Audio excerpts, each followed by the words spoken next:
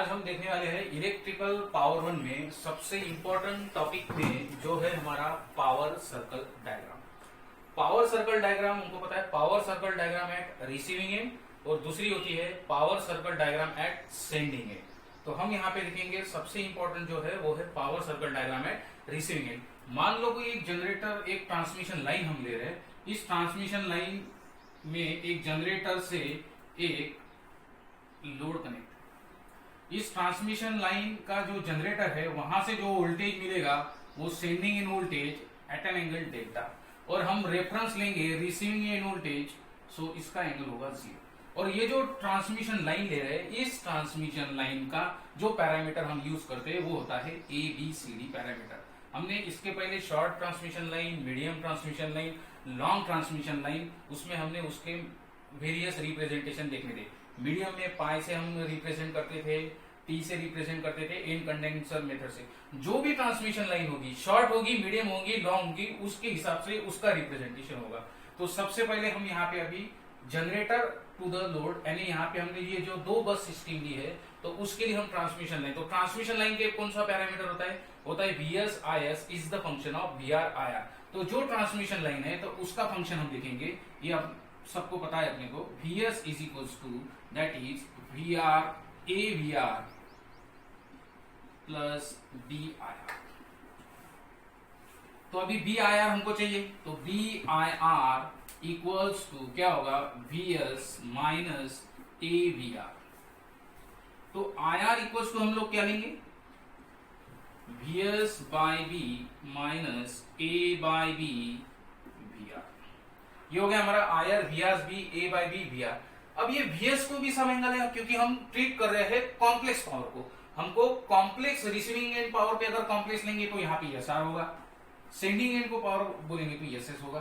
तो अगर ये रिसीविंग एंड पावर को कॉम्प्लेक्स पावर है तो इसका फॉर्मूला क्या होगा, VR इंटू IR कॉन्जुगेट। तो हमको यहाँ पे VR पता है, VR एट एंगल 0 है, तो हमको अभी IR कॉन्जुगेट चाहिए, लेकिन वो इन टर्म्स ऑफ एंगल चाहिए। तो हम VS को किस तरह से ट्रीट करेंगे, VS equals to VS at an angle delta.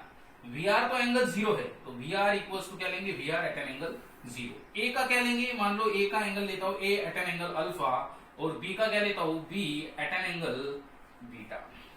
तो ये एंगल रिप्रेजेंटेशन हम इसमें करंट में पुट कर देंगे, तो आपका IR जो मिलेगा, रिसीविंग एंड करंट जो मिल रहा है वो मिलेगा VS at an angle, VS का एंगल डेल्टा अपॉन B है तो B का at an angle beta minus A, तो VR कोई एंगल नहीं है, A at an angle alpha, B at an angle beta.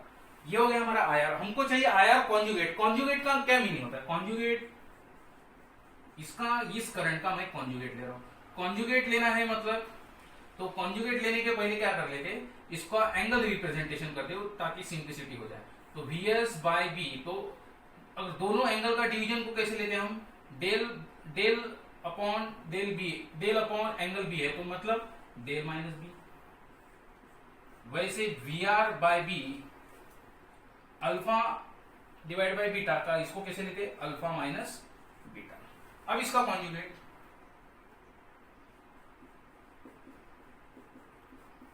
VS by B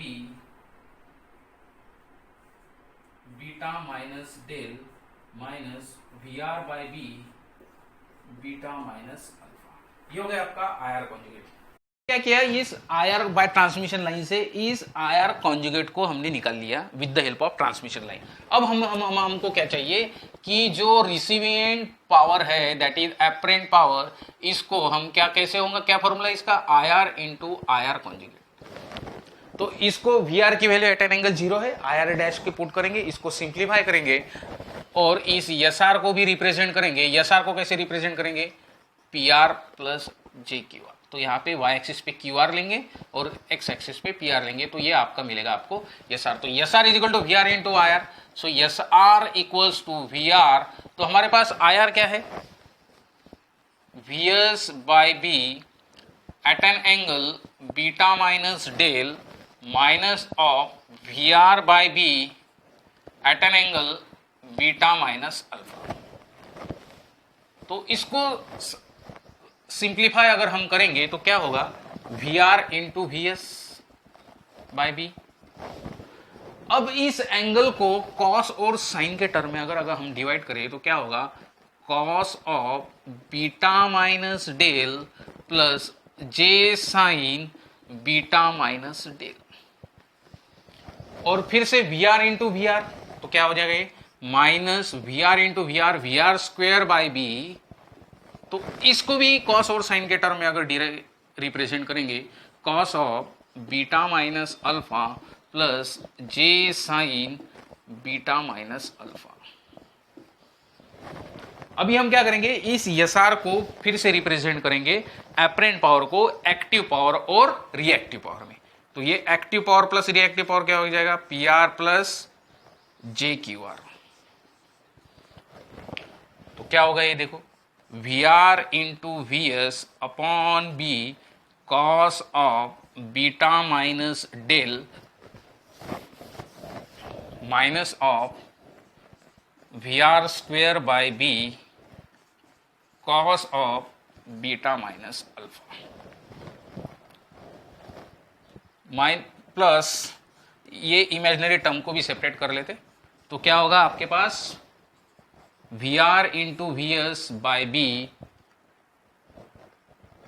sign of beta minus del minus of beta minus del minus of V R square by B sine of beta minus alpha.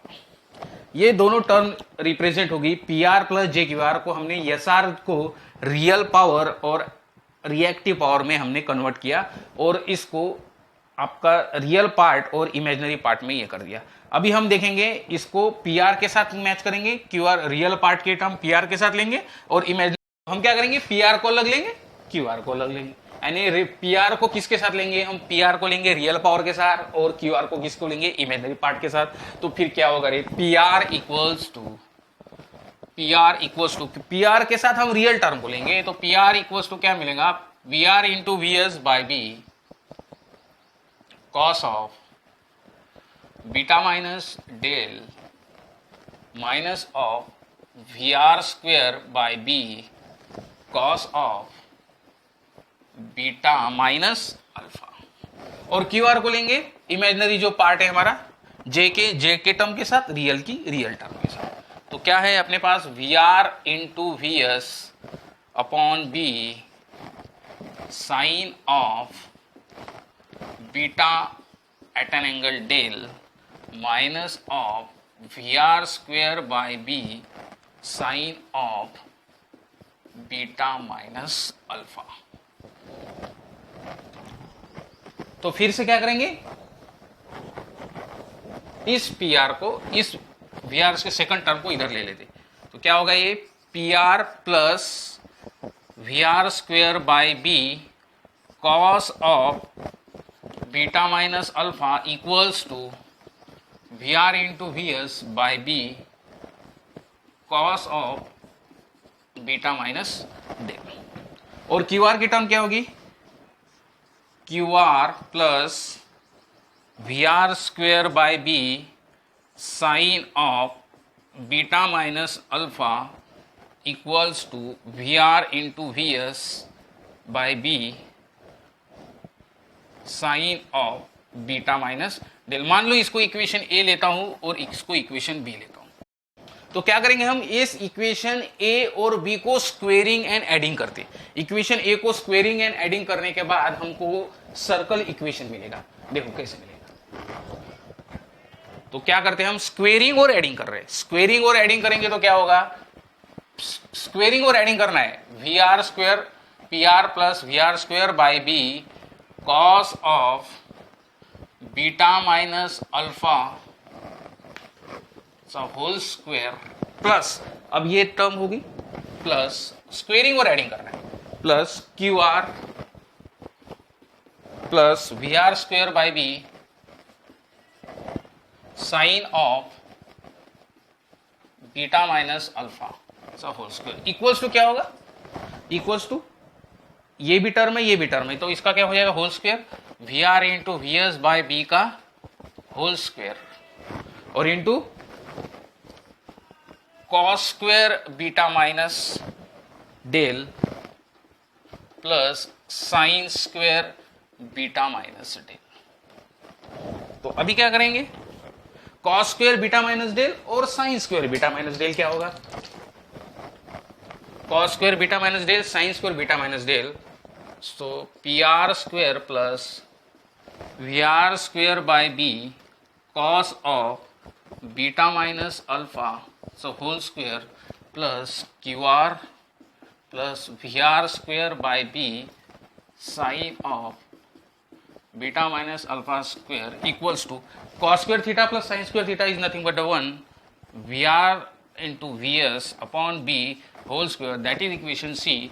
If your VS and VR are constant, अगर हम इस VR और VS को अगर हम constant लेंगे, then equation C represent a circle equation of the system at a rectangular coordinate, and in that rectangular coordinate your PR is on your x axis and your QR is on your y axis.